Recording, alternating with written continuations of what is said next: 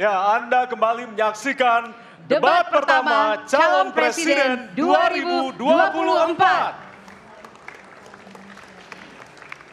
Hadirin, di segmen ini calon presiden akan menjawab pertanyaan dari tim panelis.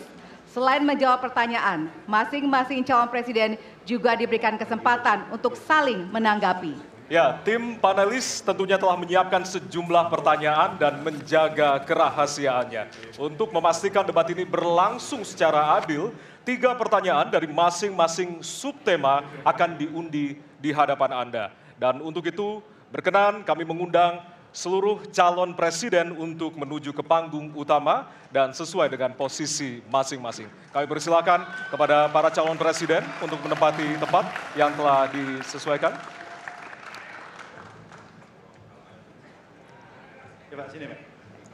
Ya, hadirin, jika di segmen pertama kita memulai visi misi dari calon presiden nomor urut 1, maka pada segmen ini kita akan memulai pertanyaan kepada calon presiden nomor urut 2. Kami persilakan kepada panelis Bapak Agus Riwanto untuk mengambil subtema di fishbowl.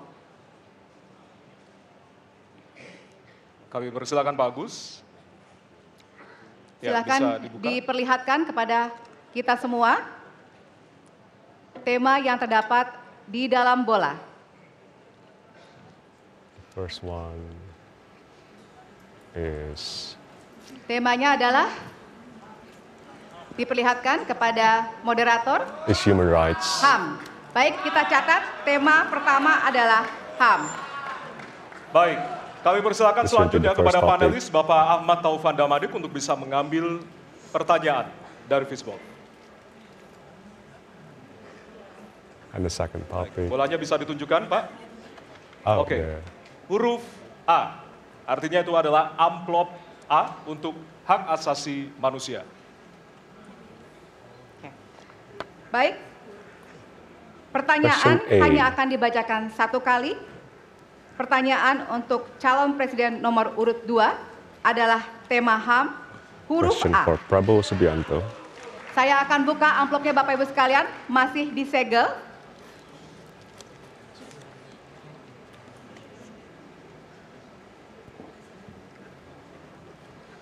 Kita mulai. Beberapa tahun terakhir, tren kekerasan meningkat di Papua. Sementara masalah keadilan dan HAM masih belum terselesaikan sehingga konflik terus berlanjut. Pertanyaannya, apa strategi yang Anda akan siapkan untuk menyelesaikan masalah HAM dan konflik di Papua secara komprehensif? Waktu menjawab 2 menit dimulai dari sekarang. Masalah Papua adalah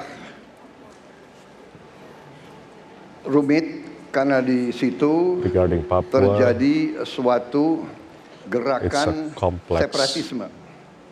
Dan gerakan separatisme ini kita sudah ikuti cukup lama. Kita melihat ada campur tangan asing di situ. Dan kita melihat bahwa kekuatan-kekuatan tertentu selalu ingin Indonesia disintegrasi dan pecah. Untuk itu memang masalah hak asasi manusia itu menjadi sesuatu yang harus kita utamakan, dan diantaranya juga kita harus lindungi seluruh rakyat Papua, karena di situ kelompok teroris sekarang itu menyerang orang-orang Papua sendiri, rakyat yang tidak berdosa, perempuan, orang tua, anak kecil yang tidak bersenjata, diteror oleh kelompok teroris separatis ini. Jadi rencana saya pertama adalah tentunya menegakkan hukum, memperkuat aparat-aparat di situ, dan juga mempercepat pembangunan ekonomi. Dan Presiden Joko Widodo adalah presiden di Republik Indonesia yang paling banyak ke Papua. Paling banyak ke Papua. Kalau tidak salah sampai hari ini beliau sudah lebih dari 19 kali ke Papua. Dan peningkatan pertumbuhan ekonomi di bawah pemerintah Pak Jokowi yang paling pesat, yang paling tinggi selama sejarah Republik Indonesia. Jadi yang saya katakan, saya akan lanjutkan. Kita harus membawa kemajuan ekonomi, sosial, services yang terbaik untuk rakyat Papua, melindungi rakyat Papua dari keganasan para separatis dan teroris, dan menjamin penegakan hak asasi manusia. Terima kasih. Dan selanjutnya, harap tenang,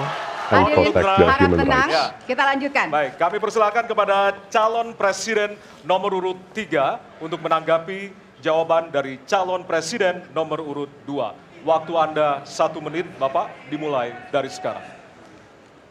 Terima kasih, tapi menurut saya rasanya tidak cukup, Pak Prabowo. Karena dialog menurut saya menjadi sesuatu yang penting. Agar seluruh kekuatan yang ada di sana, seluruh kelompok yang ada di sana bisa duduk bersama untuk menyelesaikan itu. Itu menurut saya root masalahnya. Pertanyaan saya simpel saja. Apakah Bapak setuju dengan model dialog yang saya tawarkan itu? Terima kasih. Terima kasih.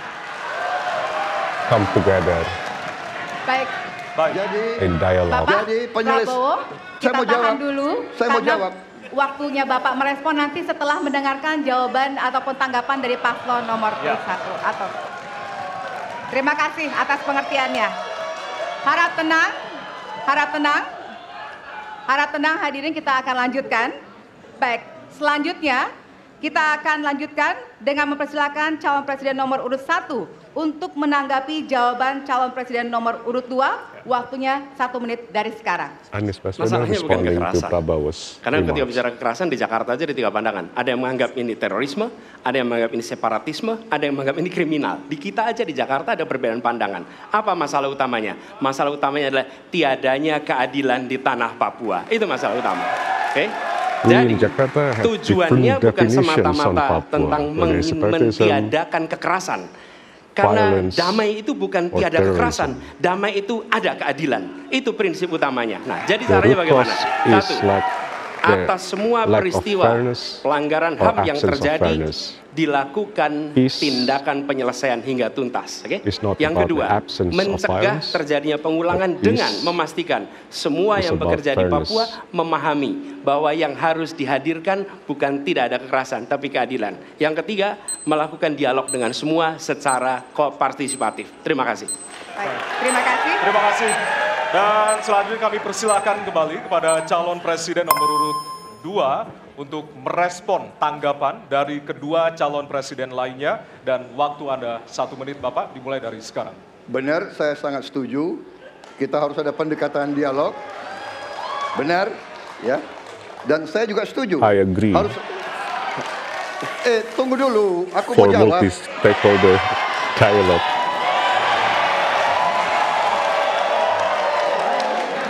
Jadi, benar keadilan. Benar sekali, harus ada keadilan. Tetapi saya mau mengatakan tidak sesederhana itu, Pak Anies. Ada faktor-faktor lain, Pak Anies. Ada faktor geopolitik, ada faktor ideologi. Inilah yang masalahnya tidak gampang, ya. Tetapi saya pendapat kita harus tegakkan keadilan. Kita harus dialog. Ini masalah bangsa. Ini harus kita, semua kekuatan harus kita rangkul. Baik, waktu habis, Bapak. Waktu habis, Bapak. Terima kasih. Hadirin harap tenang. Baik. Hadirin harap tenang, kita akan lanjutkan. Hadirin harap tenang, kita akan lanjutkan. Nanti kita akan kasih kesempatan untuk memberikan apresiasi kepada para calon presiden. Baik, selanjutnya kita akan beralih ke pertanyaan untuk calon presiden nomor urut 3. Kami persilakan kepada panelis Bapak Al Makin untuk mengambil subtema di fishbowl. Kami persilakan kepada panelis.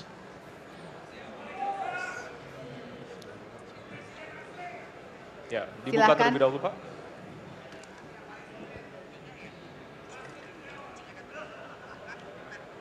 Diperlihatkan kepada moderator dan hadirin pemerintahan dan peningkatan pelayanan publik. Dan selanjutnya kami persilakan kepada panelis Bapak Bayu Dwi Anggono untuk mengambil pertanyaan dari Fishball. Kami silakan, Pak.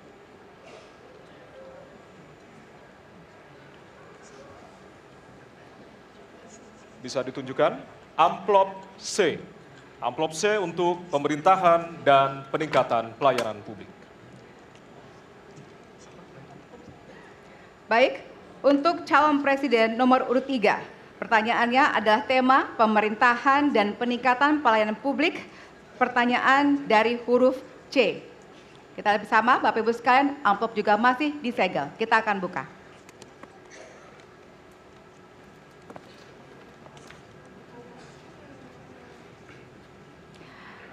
Indeks pelayanan publik di Indonesia stagnan. Sementara Undang-Undang Pelayanan Publik menghendaki persamaan pelakuan dan memperhatikan kepentingan khusus kelompok rentan, perempuan, anak, dan disabilitas. Pertanyaannya, apa program strategis Anda untuk meningkatkan kualitas pelayanan publik yang berkeadilan? Waktu 2 menit dimulai dari sekarang. Kebetulan saya punya pengalaman 10 tahun menangani soal ini. Mengajak mereka berpartisipasi sejak awal, satu, menghadirkan dalam setiap musrenbang kelompok perempuan, penyandang disabilitas, anak-anak, kelompok rentan yang lain termasuk orang tua. Kenapa? Agar pengambil keputusan mereka aware, mereka peduli apa yang mereka rasakan. Kesetaraan dalam perencanaan pembangunan itulah yang kita harapkan bisa merepresentasikan apa yang mereka harapkan. Sehingga fisiknya kalau bangun, mereka paham mana yang akan menggunakan sehingga tidak ada lagi protes pada soal itu. Kedua, dari sisi aparaturnya mesti ada kontrol publik. Maka kalau saya membuat pengalaman kami membuat pelapor GUP sebagai satu ruang komplain publik yang pemerintah nggak boleh baperan, pemerintah harus menerima seluruh masukan dan kritikan, inilah yang akan kita angkat menjadi government super apps. Sehingga ketika itu tidak berjalan, pemerintah tertinggilah yang harus kemudian mengambil alih itu, sehingga pelayanan akan bisa jauh lebih baik, sehingga kelompok-kelompok ini harus mendapatkan afirmasi. Pak Ganjar, masih ada waktu? Cukup. Baik. Cukup, baik. Terima kasih. Ya. Dan kami persilakan kepada calon presiden nomor urut 1 untuk menanggapi jawaban dari calon presiden nomor urut 3. Waktu Anda 1 menit dimulai dari sekarang. Prioritaskan pada pelayanan mereka yang rentan. 1, penyandang disabilitas. 2, perempuan, terutama ibu hamil. 3, anak-anak dan lansia. Itu prioritas. Kemudian pelayanannya.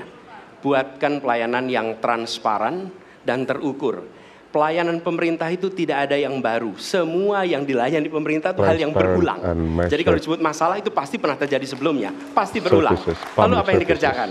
Kami buat ketika dulu di Jakarta namanya Jaki. Jaki adalah sebuah super apps yang membuat setiap pelayanan ada ukurannya. Contoh, bila lapor pohon tumbang, maka kami memberikan arahan kepada jajaran berapa jam harus beres. Ketika dikatakan ada laporan tentang peristiwa X, maka berapa waktunya harus beres. Semua ukuran pelayanan dibuat transparan. Lalu publik yang melapor tahu persis, saya lapor kapan, harus selesai kapan. Dengan begitu standarisasi akan bisa terjadi. Terima kasih. Baik. Terima kasih atas tanggapannya. Silahkan kepada calon presiden nomor urut 2 untuk menanggapi jawaban calon presiden nomor urut 3. Waktunya 1 menit dari sekarang. Menurut pandangan saya, kelompok rentan itu juga termasuk para petani dan nelayan. Dan yang saya dapat setelah saya keliling, khususnya di Jawa Tengah, Pak Ganjar, petani-petani di situ sangat sulit dapat pupuk. Dan mereka mengeluh dengan kartu tani yang Bapak luncurkan, ini mempersulit mereka dapat pupuk. Jadi sebetulnya mereka ingin pupuk itu pengadaannya disederhanakan. Saya kira mungkin Bapak bisa menjawab masalah itu. Terima kasih. Waktu Pak Prabowo. Cukup. Cukup. Nggak usah lama-lama. concerns Baik, terima kasih. from Dan the selanjutnya kami farmers persilakan kepada calon presiden nomor urut 3 is untuk merespon about tanggapan dari kedua how calon presiden difficult for lainnya. them Waktu to Bapak secure 1 menit or to dimulai dari sekarang. access. Terima kasih. Jadi menggunakan Fertilizers. teknologi yang disampaikan Mas Ani sudah betul. Rupanya kita sama pada soal itu. Pranowo, Tapi untuk Pak Prabowo saya harus mengingatkan Pak, pupuk langka terjadi di Papua Pak. Pupuk langka terjadi di Sumatera Utara Pak. Pupuk langka terjadi di NTT, NTB, Kalimantan Timur termasuk bensin. Mungkin Bapak sedikit agak lupa untuk saya bisa mengingatkan karena Bapak pernah menjadi ketua HKTI. Pak, data petani kita tidak pernah beres. Maka kalau kemudian satu data petani itu bisa kita kelola, maka distribusi pupuknya harus bisa sampai dan tepat sasaran. Pada saat yang sama, kuota pupuk tidak boleh dibatasi. Maka ini yang saya telepon langsung kepada Pak Wapres saat itu. Pak Wapres, please, kasih tambahan. Kalau tidak cukup. Dan ini terjadi di seluruh Indonesia. Maka inilah yang our kita data kerjakan. about farmers Baik, Masih ada waktu? Mau ditambahkan Pak? still Cukup? have plenty of room Baik. Baik, that terima need to be kasih. improved. Hadirin, kita akan beralih Only ke with pertanyaan proper data selanjutnya can we untuk calon monitor presiden and track nomor urut 1. the needs of the Kami persilakan farmers kepada panelis and Bapak distribute it Gun-Gun well. Herianto untuk There are so mengambil many subtema di areas in Fishbowl. Indonesia Persilakan Pak that Denis. has yet to Bisa dibuka receive terlebih dahulu. fertilizers.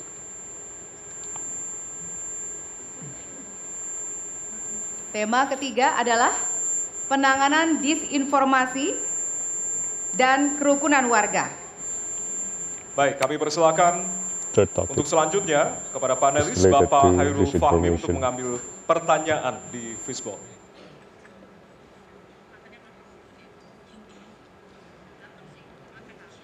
Ditujukan ke depan adalah amplop Huruf A. A. Baik.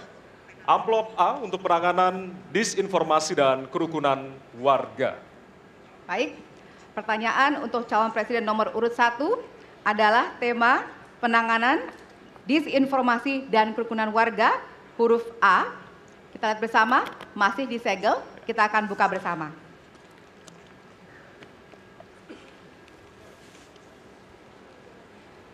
Sejauh ini, masih banyak ditemukan kasus-kasus persekusi, kekerasan, dan diskriminasi oleh satu kelompok masyarakat terhadap kelompok lainnya.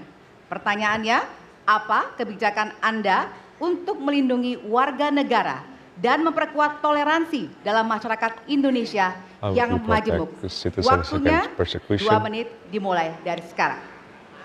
Setiap pelanggaran hukum tidak boleh dibiarkan tak dihukum. Karena apabila dibiarkan, dia akan menular dan dia akan dianggap sebagai sesuatu yang benar. Karena itu langkah yang pertama adalah setiap kali ada pelanggaran dikerjakan oleh siapapun, kapanpun, dimanapun, maka tegakkan aturan, tegakkan hukum. Nomor 1.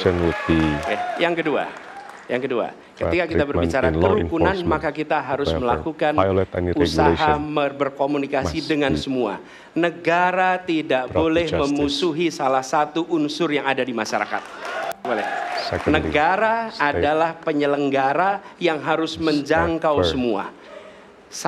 Kami mungkin tidak suka, mungkin tidak setuju dengan pikiran seseorang. Tapi negara harus memberikan hak kepada dia untuk berbicara, termasuk untuk mengkritik. Sehingga ada ruang kebebasan kepada rakyat untuk menyampaikan pendapatnya. Jadi kita harus sadar, negara bukan mengatur pikiran, negara bukan mengatur perasaan, negara mengatur tindakan. Di situ kita atur. Dan bila melanggar, maka itu dilakukan tindakan penegakan hukum.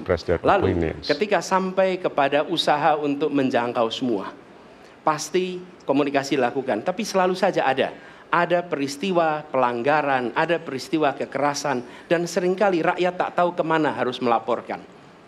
Dan ketika mereka berhadapan dengan pihak lain, seringkali mereka membutuhkan bantuan hukum. Karena mereka berhadapan dengan berbagai unsur yang ada di masyarakat. Karena itu kami merencanakan membuat sebuah program yang disebut sebagai online untuk pelayanan pengacara gratis. Jadi ini adalah online pelayanan gratis. Yang kami sebut sebagai istilah yang kami gunakan adalah hotline Paris, itu namanya kira-kira. Nah, dengan cara begitu, maka rakyat mengalami masalah bisa minta tolong kepada negara untuk didampingi pengacara dari negara. Terima kasih. Baik. Terima kasih. Dan selanjutnya kami persilakan kepada calon presiden nomor urut 2 untuk menanggapi jawaban dari calon presiden nomor urut 1. Waktu Bapak 1 menit dimulai dari sekarang. Saya kira yang sangat dirasakan oleh banyak kelompok, terutama kelompok minoritas, Pak. Saya ingin tanya bagaimana tanggapan Bapak tentang keluhan adanya kelompok-kelompok minoritas yang ingin membuat tempat ibadah tapi sangat sulit karena faktor-faktor yang dipersulit oleh birokrasi dan sebagainya. Minority groups who until today still facing difficulties in building their. Selanjutnya kami persilakan kepada calon presiden nomor urut 3 untuk menanggapi jawaban calon presiden nomor urut 1. Waktunya 1 menit dimulai dari sekarang.